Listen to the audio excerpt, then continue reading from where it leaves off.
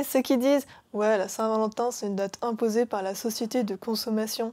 Ça vous dit un petit pagan fact pour apprendre les vraies origines de la Saint-Valentin?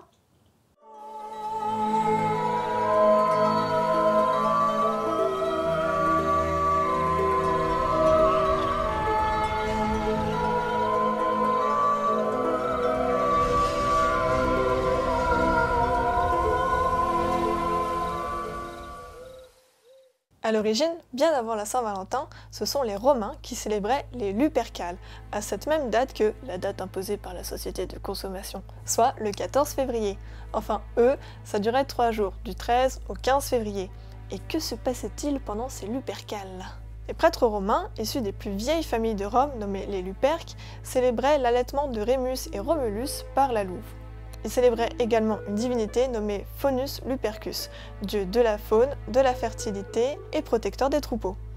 C'est un dieu à l'aspect mi-homme, mi-bouc.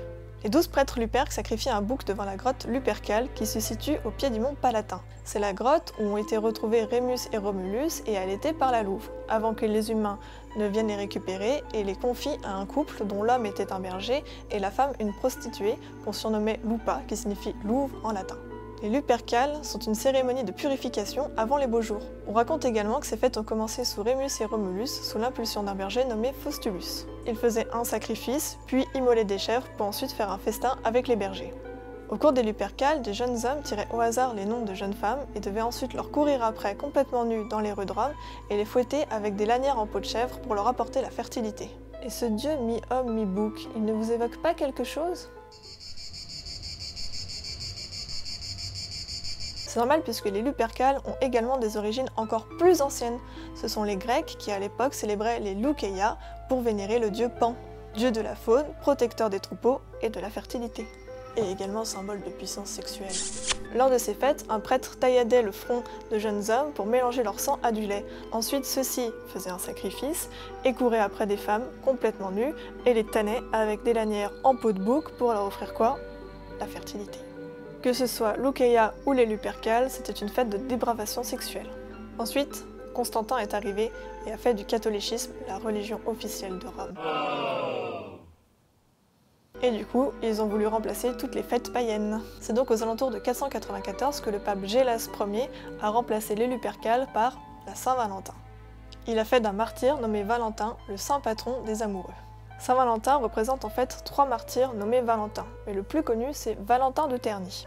Celui-ci fut martyrisé par Claude II le Gothique. Ce qui s'est passé, c'est que Claude II ne voulait plus que les jeunes Romains se marient de peur que les jeunes hommes ne veuillent pas partir à la guerre en laissant leurs femmes. Mais Valentin, lui, n'était pas d'accord avec ça et il a continué à marier en secret de jeunes couples. Bien sûr, ça s'est su et Claude II a fait enfermer Valentin. Dans sa geôle, Valentin a rencontré Julia, la fille de son geôlier qui était aveugle. Ils ont commencé à énormément parler et Valentin a commencé à lui raconter toute la beauté du monde qu'elle a pu s'imaginer et elle a pu voir le monde au travers des yeux de Valentin. Du coup, ils sont tombés éperdument amoureux. Jusqu'au jour où il y a eu un miracle où Julia a retrouvé la vue grâce à Valentin. Quand Claude II l'a su, il a été furieux, il a fait exécuter Valentin qui est donc devenu un martyr. C'est comme ça qu'il est devenu Saint Valentin, le patron des amoureux. Du coup, les catholiques ont fait du bouc, symbole païen de la fertilité, de la purification et de la faune, le symbole de l'antéchrist et de Satan. En gros, le dieu Pan est devenu Baphomet. Le seule caractéristique originelle qu'il a gardée, c'est la luxure. Et une fête païenne célébrant la fertilité, la purification et le renouveau est devenue une fête commerciale imposée par la société de consommation. Non, une fête célébrant les amoureux. Par la suite, la Saint-Valentin n'a fait qu'évoluer et c'est à la fin du Moyen-Âge en Angleterre qu'est née la tradition du valentinage. Pendant cette journée, un jeune homme et une jeune femme étaient liés et devaient s'offrir des présents et faire preuve de galanterie l'un envers l'autre. Cette tradition est arrivée jusqu'à la cour de Savoie, où on a commencé à s'envoyer des petits poèmes, des petits mots d'amour, puis jusqu'en Amérique du Nord et dans toute l'Europe, où on a commencé à s'envoyer les fameuses cartes de la Saint-Valentin. Voilà, c'est comme ça qu'on est passé des fêtes de Loukeia célébrant le dieu Pan, ou Lupercales célébrant Faunus Lupercus, jusqu'à la Saint-Valentin imposée par les catholiques pour supprimer une des fêtes païennes. J'espère que ce premier pagan fact vous aura plu, c'est un nouveau concept qu'on essaye sur la chaîne, on va parler de paganisme, de sorcellerie, de Wicca, donc si ça vous intéresse, dites-le nous en commentaire, n'oubliez pas le petit pouce en l'air pour nous soutenir, et surtout abonnez-vous. Salut!